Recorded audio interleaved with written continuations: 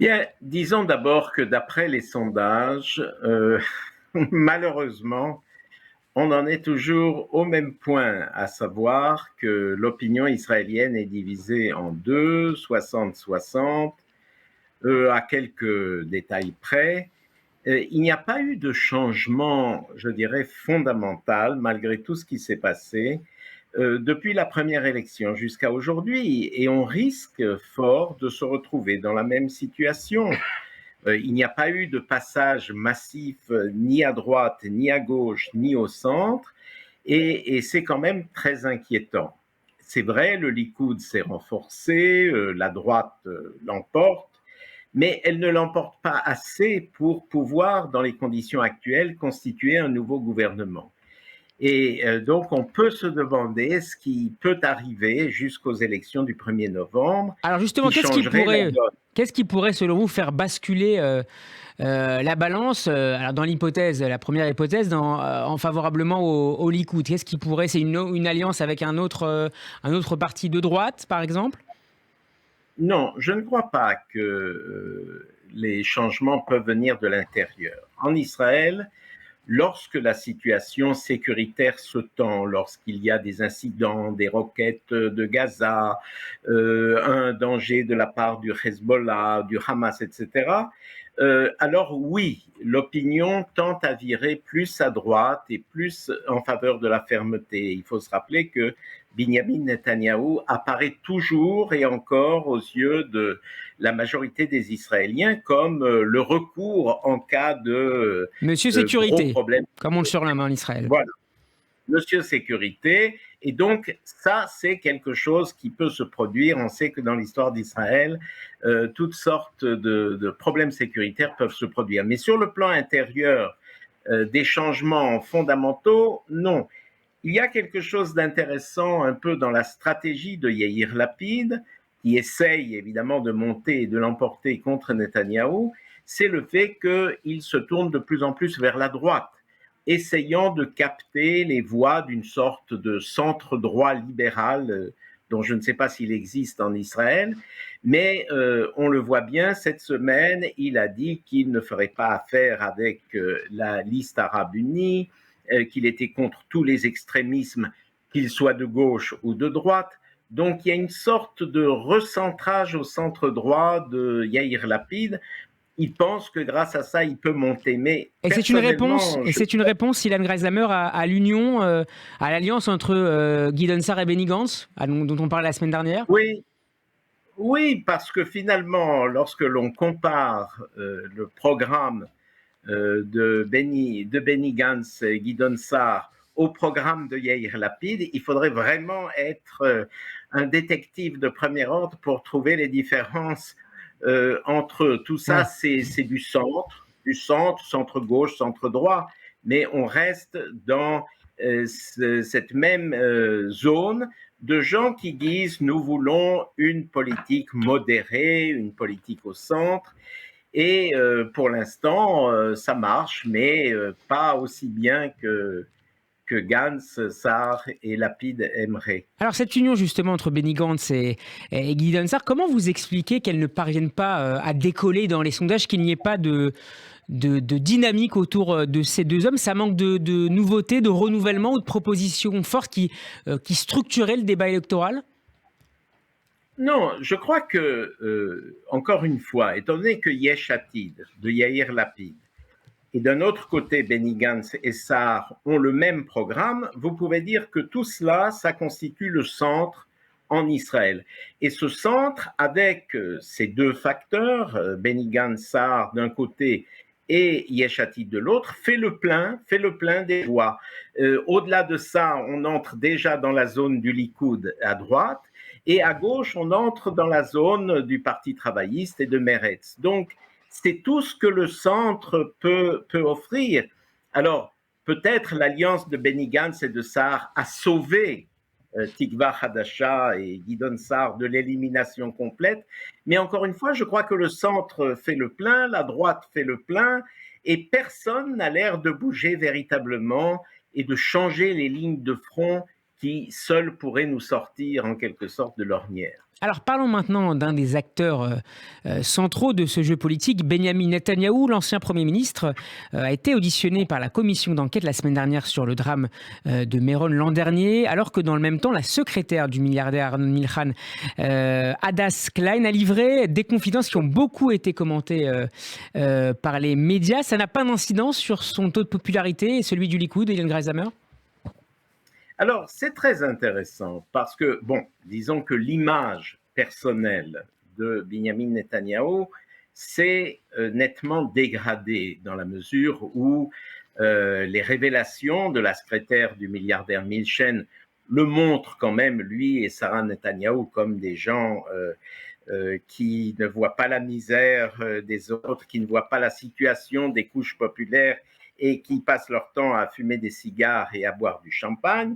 Et d'un autre côté, sa déposition devant la commission chargée d'enquêter sur la catastrophe de Méron, où il y a eu quand même beaucoup de morts, beaucoup de victimes, il s'est présenté comme n'ayant rien su, non, c'était pas mon problème, ce sont les autres qui s'en sortent. Et ça, il faut dire que ça a fait mauvaise impression. Mais encore une fois, ça ne touche pas au fait que la plupart des Israéliens le voient comme le seul ayant la carrure d'un Premier ministre. Son image s'est dégradée, mais le Likoud en tant que tel n'a pas perdu, au contraire. Et c'est un des paradoxes de la politique israélienne.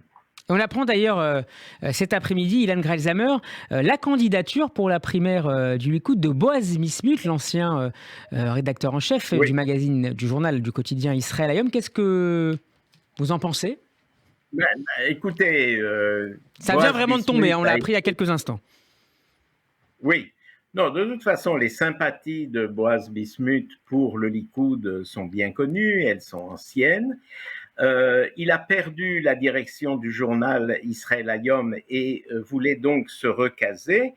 Et il se présente aux primaires du Likoud. Mais il n'est pas le seul. Il y a énormément de personnes, de personnalités de tous ordres qui se situent à droite ou au centre droit et qui aimeraient être parlementaires, qui aimeraient être élus sur la liste du Likoud à la Knesset. Est-ce qu'il a plus de chances que d'autres, que un des fils d'Ariel Sharon qui se présente également, et d'autres?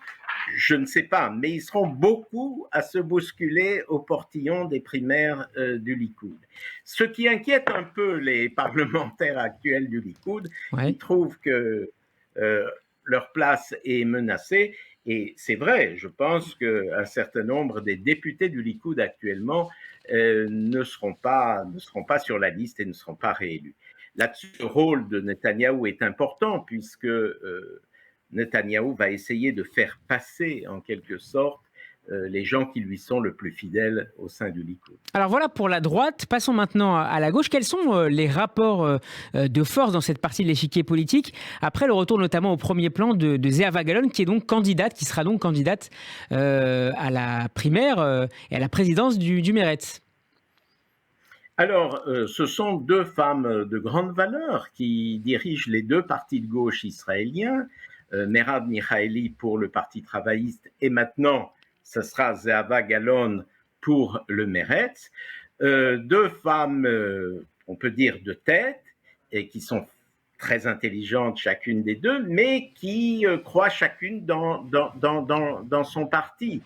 Or, je suis de ceux qui pensent que la gauche est tellement petite et tellement restreinte en Israël que ce serait vraiment leur intérêt de faire un parti commun, une sorte de grand parti allant du centre-gauche à la gauche, qui regrouperait le Meretz et le Parti travailliste. Mais encore une fois, chaque parti tient à son identité, à sa force, et je suis de ceux qui ne pensent pas que ça va se faire, parce que malheureusement, la gauche reste et restera divisée. Est-ce que ça veut dire, après ce tableau clinique, j'allais dire, Ilan Greisamer, de la carte politique israélienne, qu'on s'avance peut-être, pas seulement vers des 5e, mais vers des 6e élections en Israël? Écoutez, malheureusement, c'est très possible. Et pourquoi pas des 7e ou des 8e élections, tant qu'il n'y a rien qui change. Alors, qu'est-ce qui changerait? Oui, si Benjamin Netanyahou se retirait, il est évident qu'une partie du centre et même du centre-gauche peut-être referait une alliance avec le Likoud, avec les ultra-orthodoxes, avec le Parti travailliste peut-être. Donc la donne serait changée. Ça serait le départ de Netanyahou serait le facteur X d'une éventuelle élection. Oui, absolument, absolument. Je crois le facteur X, c'est à l'intérieur le sort de Netanyahou et peut-être de son procès qui progresse, mais je reviens à ce que je disais au début, il y a aussi peut-être des facteurs extérieurs, Iran, Hamas, Hezbollah, etc., qui feront changer les lignes de front parce que les gens diront, bon, il nous faut un gouvernement stable, donc changeons de direction. Avalons la couleuvre Netanyahou pour qui c'est difficile, mais ça, c'est aussi extrêmement possible. Je voudrais qu'on dise un mot maintenant, Ilan Greisamer, sur la situation d'insécurité dans le Sud qui pose beaucoup de questions et qui en a beaucoup posé ces derniers jours.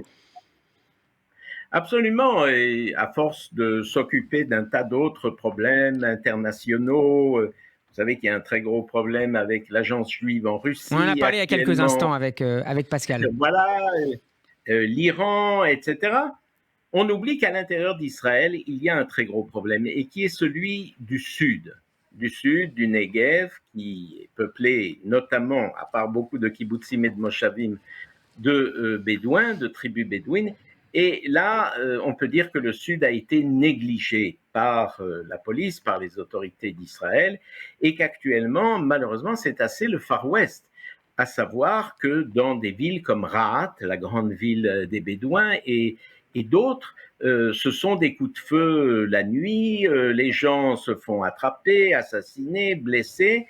C'est vraiment une situation d'insécurité qu'on a trop négligée en Israël et qui remonte aujourd'hui à la surface. Alors la police dit mais non, ne vous en faites pas, tout va bien. Le chef de la police a été très critiqué pour cette indulgence en quelque sorte, mais la situation est grave et si vous me posez la question des 2-3 problèmes intérieurs les plus graves en Israël, je dirais certainement la situation dans le Sud. Merci beaucoup Ilan Greisamer pour cette analyse de l'actualité politique mais aussi sociale en Israël. On peut réécouter votre intervention en podcast sur notre site radioj.fr et en vidéo sur notre page YouTube. Excellente semaine à vous Ilan. À bientôt. Radio J.